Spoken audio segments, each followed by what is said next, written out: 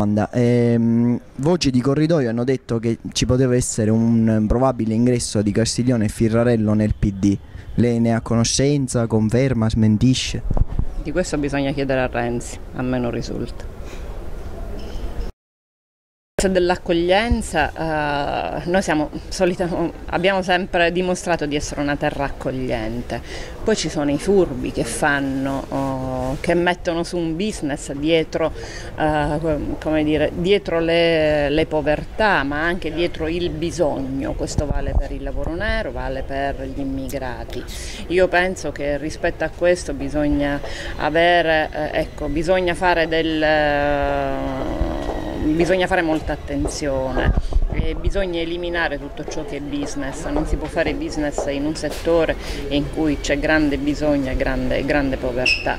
Poi le attenzioni delle procure sono abbastanza elevate rispetto a questo e si fa bene a mettere un occhio. Dopodiché io penso una cosa, che noi accogliamo gli immigrati, il lavoro nero è una misura che deve essere contrastata a tutti i livelli perché è una pratica incivile, non si rispettano i diritti, non si rispettano le persone, quindi proprio per questo io credo che bisogna lavorare perché ciò non sia sempre meno e non accada più. Purtroppo quando ci sono le crisi economiche soprattutto e di lavoro, lo sfruttamento diventa una prassi consolidata ed è sempre più allarmante il fatto che ci siano questi problemi, e lo dimostrano tanti dati Istat, oltre che la realtà locale che è quella che è.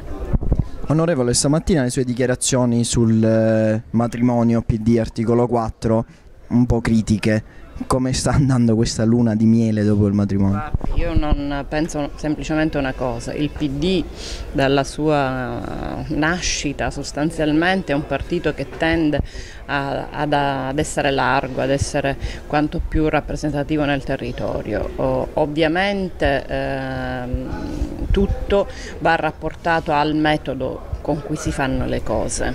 A volte il metodo nelle scelte è importante. Se con il metodo si condividono i percorsi, tutto diventa non più semplice, ma quantomeno non ci sono fibrillazioni.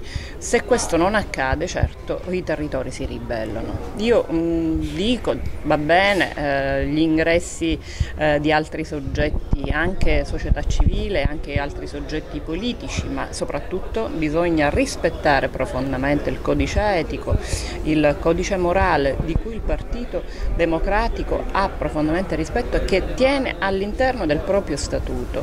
Dopodiché i percorsi vanno condivisi nel territorio, così come ha dichiarato Guerini quando è venuto qui a Catania. Quindi nulla di contro le persone, ma bisogna trovare, quando ci si sposa si fa un fidanzamento e il fidanzamento avviene dopo il matrimonio avviene dopo un periodo di fidanzamento. Forse qui c'è stato un fidanzamento accelerato e un matrimonio di conseguenza accelerato.